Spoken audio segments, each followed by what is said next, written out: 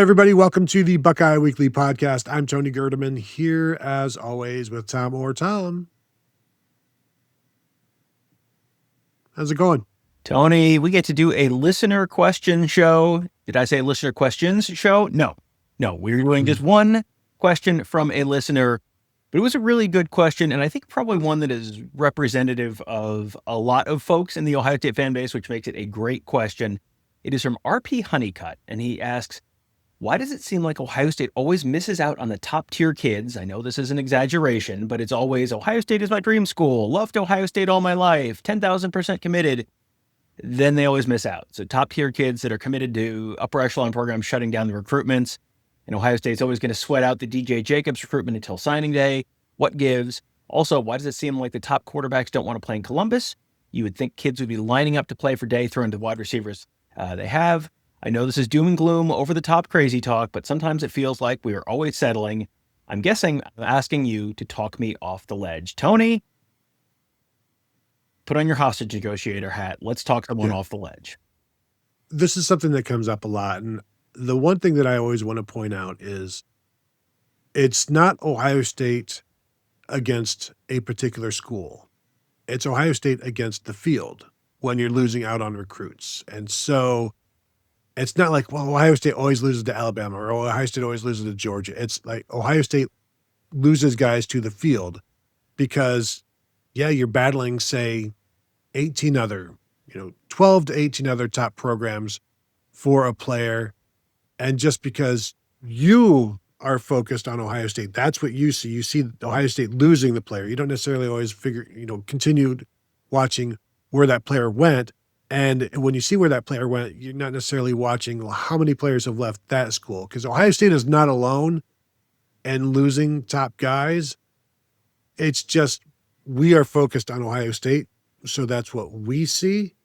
Now, I agree it happens, but I'm saying it does. It also happens other places because Ohio State has signed top guys, and those top guys were missed by other schools. And so I think there's just some hyper-focus, myopia, whatever you want to say.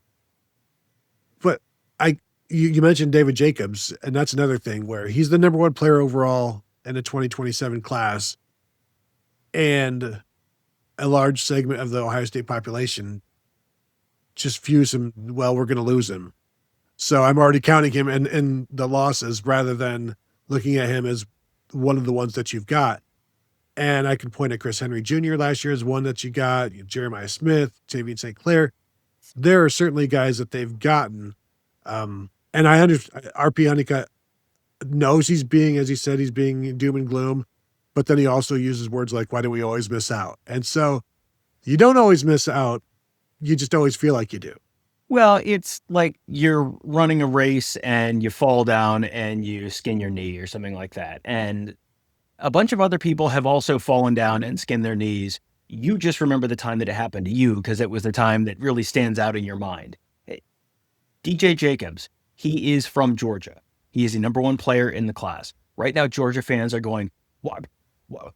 He's an in-state player. Why do we always miss out on these guys? And Miami is going, Ohio State has gotten another guy that we threw an enormous bag at. Why did we always miss out on these guys to Ohio State? Because you missed out on Jeremiah Smith, who is a player you may have remembered.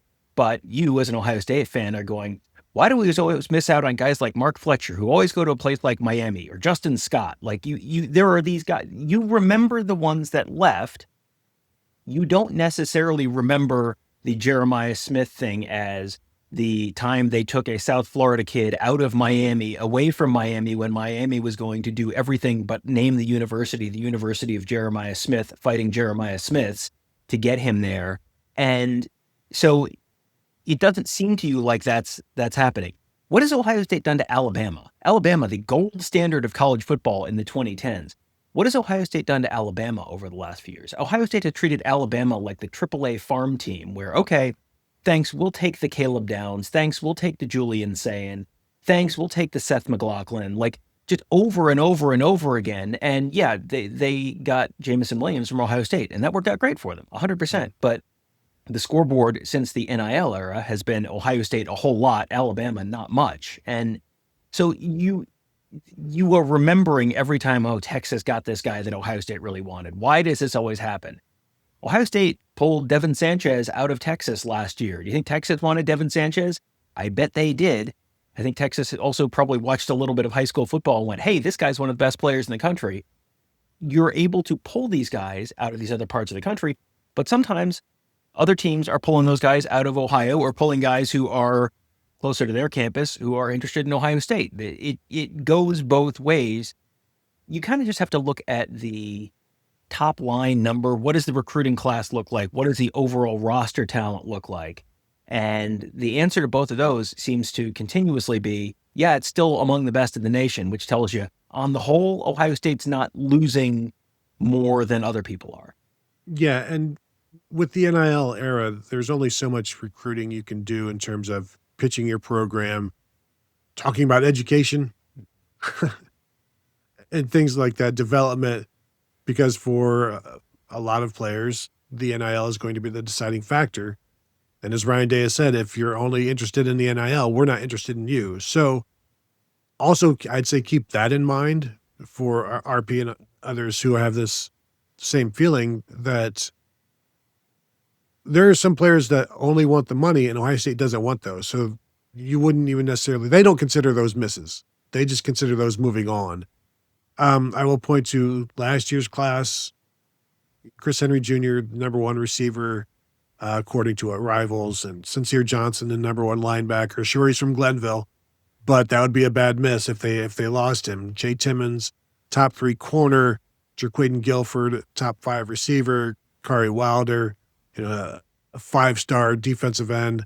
So like these are hits. You can't ignore the hits when talking about the misses. You can't just assume, you can't just grandfather them in or take them for granted.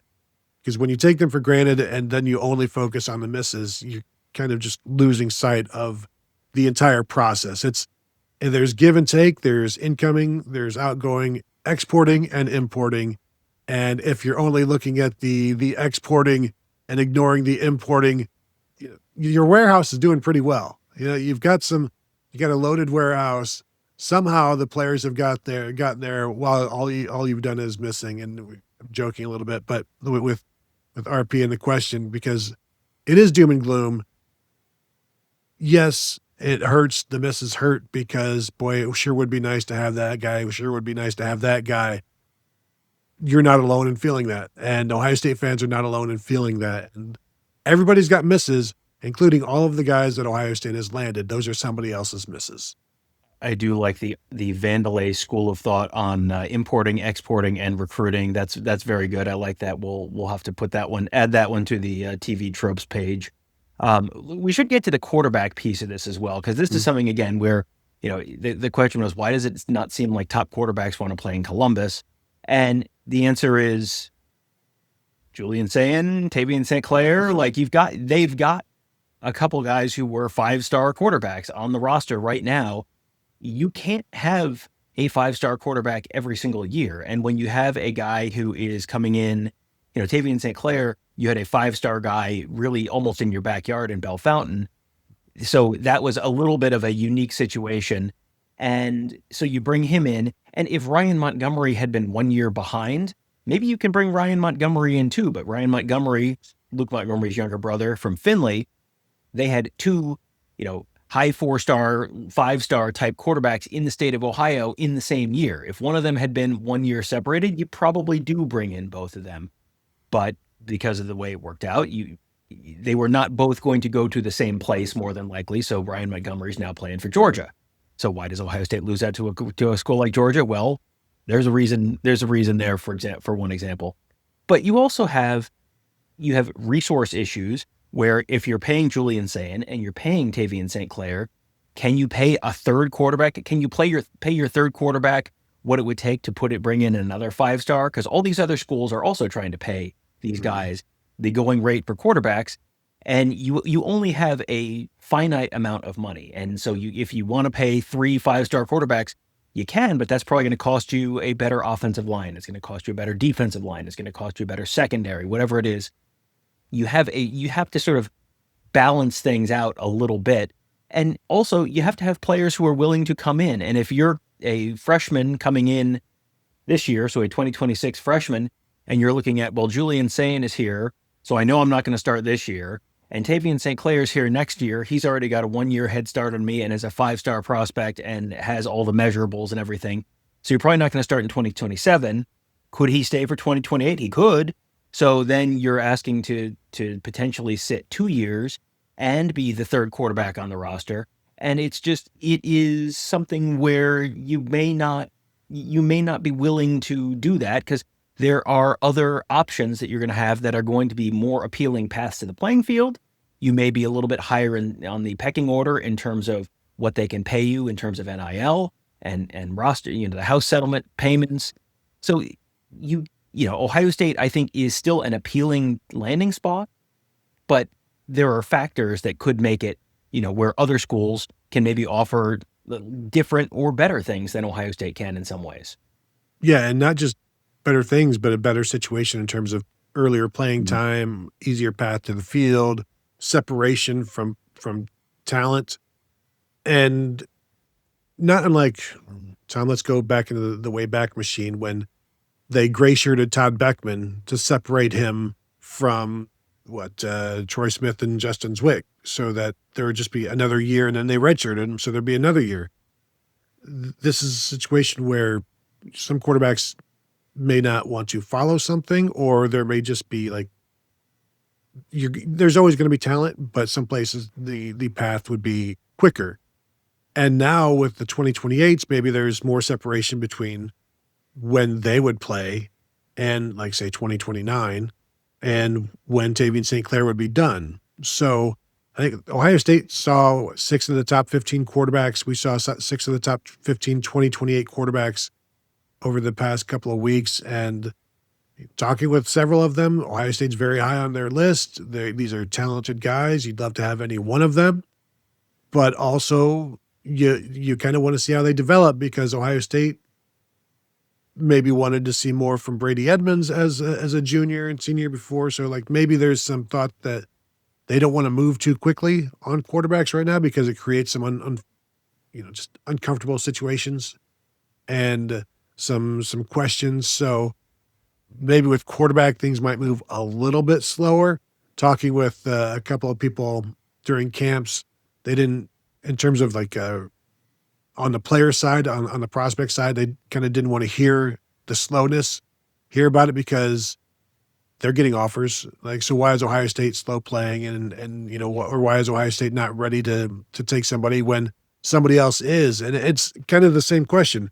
You're comparing Ohio State to the field, and you're not comparing Ohio State 1-to-1 with any other program. You're just saying Ohio State is doing this, but I could go commit to SMU if I wanted to. Well, yeah, you could. You could commit to Marshall if you wanted to. Could you commit to Georgia? Not right now, with Georgia having the number 1 quarterback in the 2028 class. You can't. But that's where all the communication is important, and just the quarterback is a different world. But we did see some very good quarterbacks over the past couple of weeks. Yeah, I think if you're going to Ohio State versus the field on any individual one of them, you're going to take the field. But Ohio State versus the field in getting one of those probably top 10-ish quarterbacks, I would probably bet on Ohio State, because if you're the 2028 class, well, then you've got a year. Julian Sayin is not in your picture anymore. Tavien St. Clair could be gone before you even set foot on campus, or could have one more year where you're going to redshirt as a freshman, or you're going to be a backup as a freshman, and then you're ready to start in 2029. So yeah, these are guys where you can sort of, the issue is not that quarterbacks aren't interested in Ohio State. The situation is that quarterbacks are not interested in the specific situation that Ohio State can offer during a specific year, more so than this is a trend that's going to continue forever. Yeah. A lot of this is kind of it's just timing.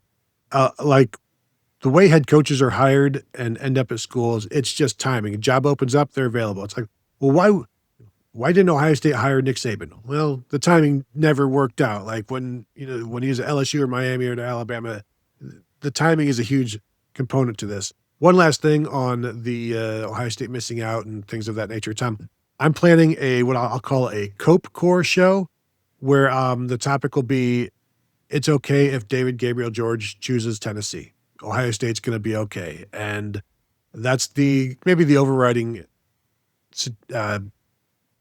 words of encouragement for the shows.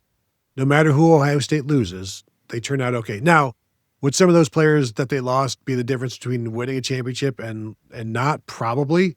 But you could say that for every other school, which is the other overarching message of this particular episode, is Ohio State is not alone in the frustration. It's why college football Twitter is the angriest thing you can find, because people just aren't happy with their situations, which should make you feel better about your own, because everybody misses out on stuff that they thought they shouldn't. And so there you go.